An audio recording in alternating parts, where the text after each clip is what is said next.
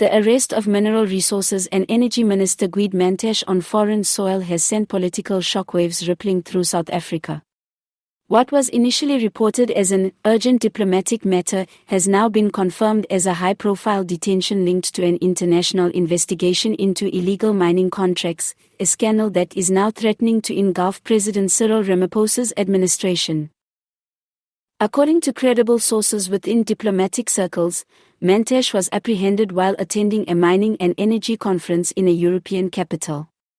Authorities there allege that he played a direct role in facilitating multi-million-dollar illegal mining deals between South African-linked companies and foreign entities with a history of environmental violations, money laundering, and tax evasion. The arrest follows months of covert investigations by an international coalition of law enforcement agencies, including Europol and Interpol, working alongside whistleblowers from inside South Africa's mining sector. Leaked documents reportedly show that Mantashe signed off on several questionable contracts, some allegedly involving shell companies and offshore accounts designed to conceal the true beneficiaries. For President Ramaphosa, the timing could not be worse.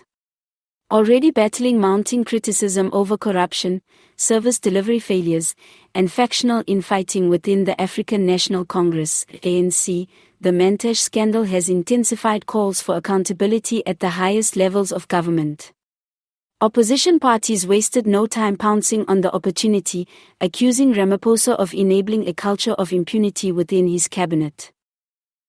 Democratic Alliance leader John Steenhuisen demanded immediate answers, stating, "This arrest is not just about Gwede Mantashe.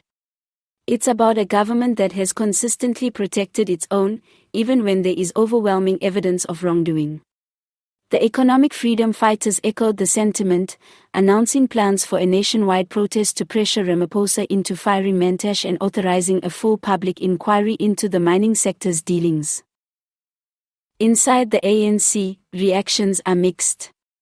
Some senior members have privately urged the president to distance himself from Mantashe to avoid further political damage, while others are rallying around the embattled minister, framing the arrest as an orchestrated attempt by foreign powers to destabilize the party ahead of the next election. Party insiders say that Ramaphosa is walking a tightrope. Acting too quickly against Mantashe risks deepening internal divisions, but standing by him could erode public trust even further. Internationally, the scandal has tarnished South Africa's image as a key player in the global mining industry. Several foreign investors have reportedly put new projects on hold, citing uncertainty over regulatory stability and governance in the country's resource sector. Analysts warn that the economic fallout could be significant, with potential job losses and decreased foreign direct investment if the matter is not addressed swiftly and transparently.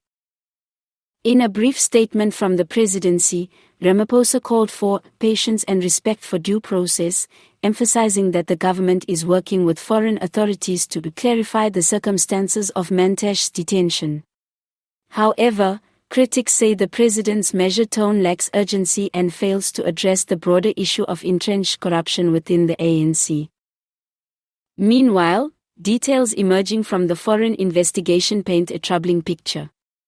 Contracts allegedly linked to Mantashe involve mining operations in conflict-prone regions, where environmental destruction and labor exploitation have been rampant. Human rights organizations have already called for South Africa to take immediate steps to reform its mining oversight mechanisms and ensure accountability for senior officials implicated in such deals. As Mantashe remains under legal scrutiny abroad, South Africa's political landscape is bracing for the next phase of this crisis. For Ramaphosa, the road ahead is fraught with peril. A misstep could turn this ministerial scandal into a full-blown political catastrophe capable of reshaping the country's leadership and altering the trajectory of the ANC for years to come.